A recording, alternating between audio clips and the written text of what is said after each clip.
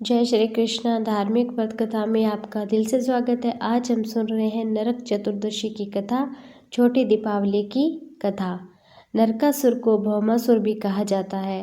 कृष्ण अपनी 8 पत्नियों के साथ सुखपूर्वक द्वारिका में रह रहे थे।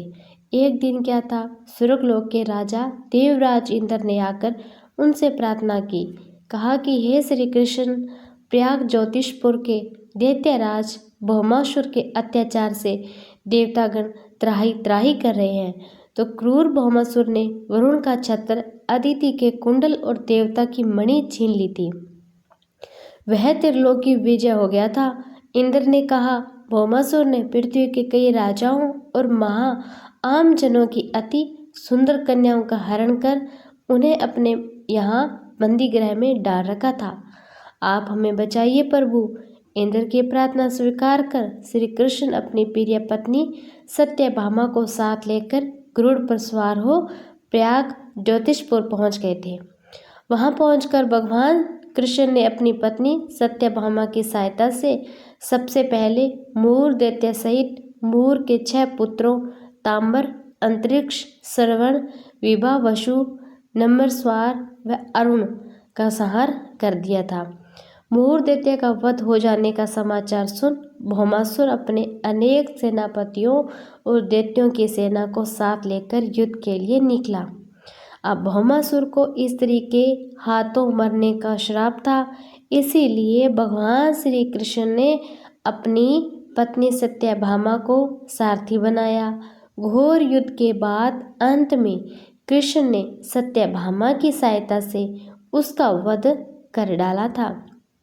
इस प्रकार भौमासुर को मारकर श्री कृष्ण ने उसके पुत्र भगदत्त को अभयदान देकर उसे प्रयाग ज्योतिष का राजा बनाया। भगदत्त कौरवों की ओर से महाभारत युद्ध में लड़ता।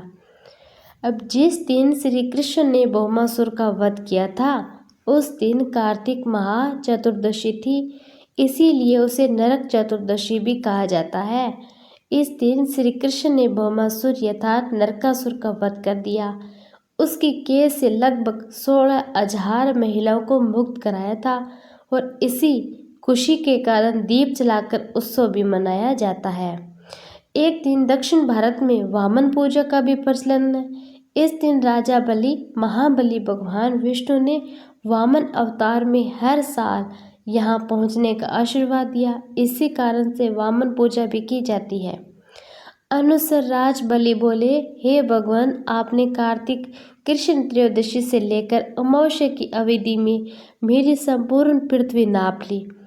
इसीलिए जो व्यक्ति मेरे राज्य में चतुर्दशी के दिन यमराज के निमित्त दीपदान करेगा उसे यम यातना नहीं होनी चाहिए। जो व्यक्ति इन 3 दिनों में दीपावली का पर्व मनाए उनके घर को लक्ष्मी जी कभी न छोड़े, ऐसे वरदान दीजिए। यह प्रार्थना सुनकर भगवान वामन बोले, राजन, ऐसा ही होगा। तथास्तु। भगवान वामन द्वारा राजा बलि को दिए इस वरदान के बाद से ही नरक चतुर्दशी के दिन यमराज के निमित्त व्रत, पूजन, दीपदान का भी प्रचलन आरंभ हो गया। रंतिदेव नामक एक धर्मात्मा राजा थे। उन्होंने अनजाने में भी कोई पाप नहीं किया था। फिर भी जब मृत्यु का समय आया तो यमदूत उन्हें नरक ले जाने के लिए आ धमके थे। राजा ने कहा, आप मुझ पर कृपा कीजिए, बताइए मेरे किस अपराध के कारण मुझे नरक जाना पड़ रहा है। यह सुनकर यमराज यमदूत ने कहा, हे राजन, एक बार आपके द्वार से एक ब्राह्मण भूखा लौट गया था, यह उसी का पाप कर्म है। यह सुनकर राजा ने यमदूत से 1 वर्ष समय मांगा था। तब यमदूत ने राजा को 1 वर्ष की मोहलत भी दे दी। राजा अपनी चिंता लेकर ऋषियों के पास में जा पहुंचा और उन्हें अपनी सारी कहानी सुनाकर उनसे इस पाप से मुक्ति का उपाय पूछने लगा। तब ऋषि ने उन्हें बताया कि कार्तिक मास के कृष्ण पक्ष की चतुर्दशी का व्रत करें, ब्राह्मणों को भोजन करवाकर उनके प्रति हुए अपने अपराध के लिए क्षमा याचना करें। राजा ने वैसा ही किया जैसा ऋषियों ने उन्हें बताया। इस प्रकार राजा पाप मुक्त हुए उन्हें विष्णु लोक में स्थान प्राप्त भी हुआ। उस दिन से पाप नरक से मुक्ति होती है। भूलोक में कार्तिक चतुर्दशी के दिन का व्रत भी मान्य और पूजे जाता है।